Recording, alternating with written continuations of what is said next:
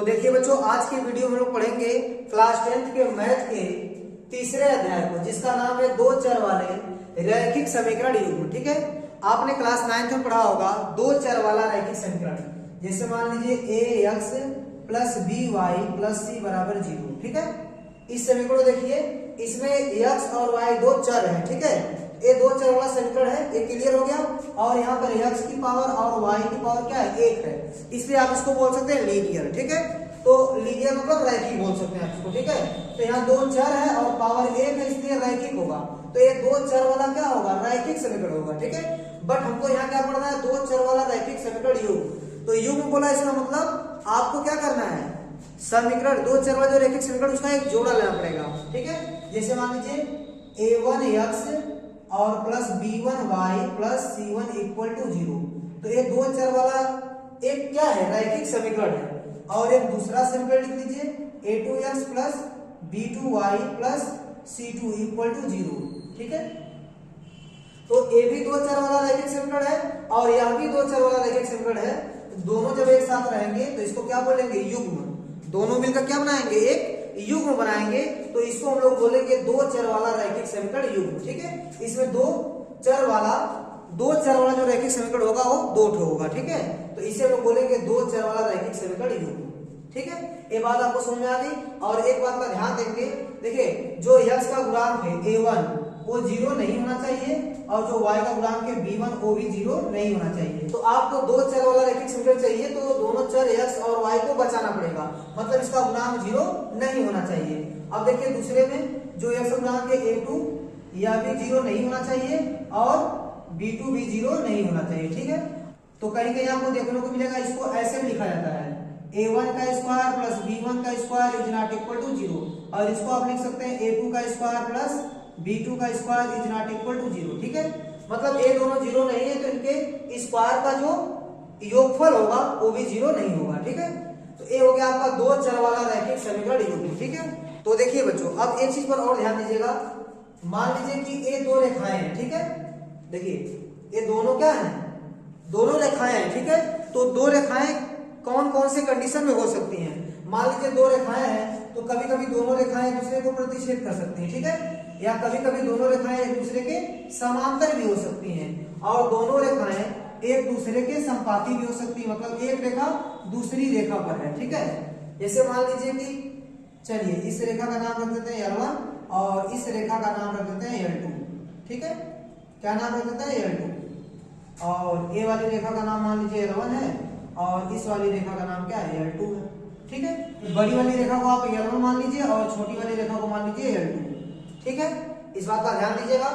अगर दो रेखाएं हैं तो इन्हीं तीन स्थितियों में हो सकती हैं। हो सकता है कि दोनों रेखाएं एक दूसरे को प्रतिच्छेद करती हो, या हो सकता है कि ये दोनों रेखाएं एक दूसरे के समांतर हो, या ऐसा भी हो सकता है ये दोनों रेखाएं समपाती हो। ठीक है, तो एक कौन सी कंडीशन है, देखिए ये प्रतिच्छेद कर रहा है, एक बिंदु पर क्या कर रहा है, प्रतिच्छेद कर रहा है। तो ये प्रतिच्छेदी रेखाएं हैं और ये समांतर और ये क्या है, समपाती है।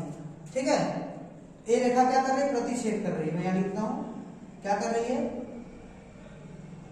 प्रतिच्छेद कर रही है। ठीक है, और एक ऐसी है समांतर है। ठीक है, और एक ऐसी रेखा है समपाती है।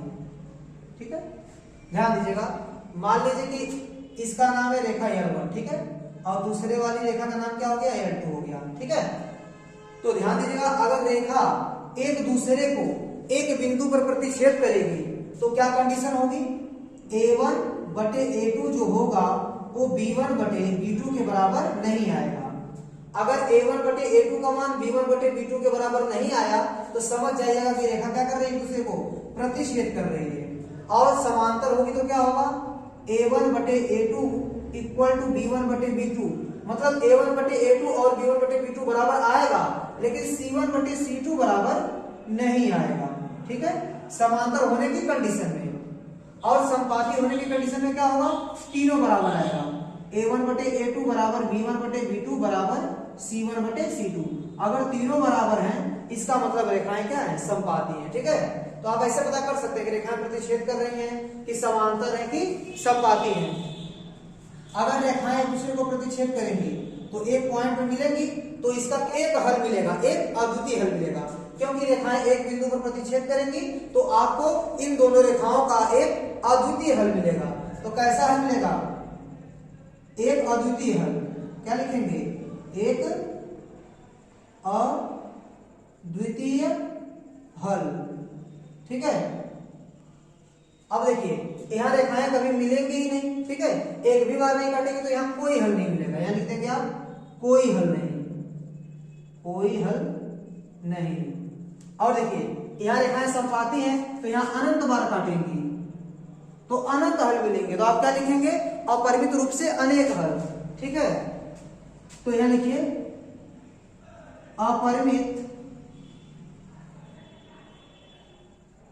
अपरिमित रूप से अनेक हल।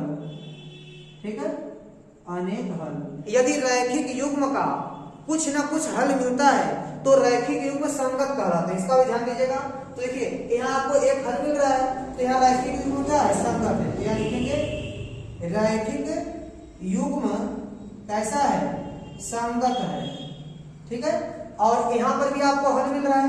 देखिए एक हल मिले या एक से ज्यादा हल मिले, मतलब हल मिलेगा तो रैखिक युग्म संगत कहलाएंगे। तो यहाँ भी आप क्या लिखेंगे कि रैखिक युग्म कैसा है? रैखिक, यहाँ लिखेंगे रैखिक युग्म क्या है? संगत है। क्या है? संगत है। ये सब बातें आप ध्यान दीजिएगा। ठीक है, ये 3 पॉइंट सब में बताया गया है। देखिए इसमें तीसरा पॉइंट क्या होगा? इसमें कोई हल नहीं मिल रहा है तो रैखिक युग्म क्या हो जाएगा? असंगत। तो यहाँ लिखेंगे आप रैखिक युग्म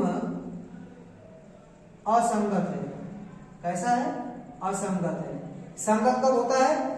जब कोई ना कोई हल मिलता है। ठीक है, ध्यान दीजिएगा।